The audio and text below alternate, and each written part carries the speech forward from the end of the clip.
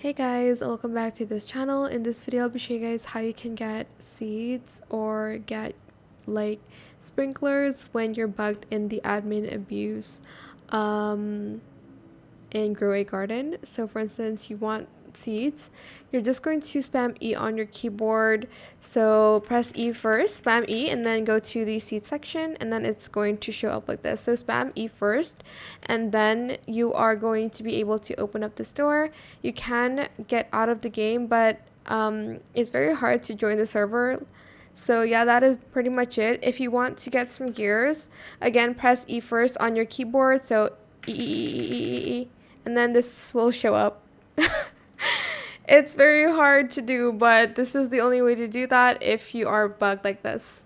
I'm just going to get out of the game though, because I think right now it's over anyways. So yeah, that is it. I hope it was helpful for you guys.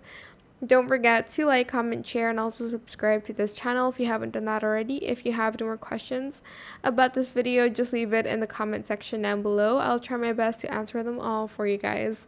And if you found this video helpful, please click the thanks button as well. That is it. Thank you so much for watching. Bye.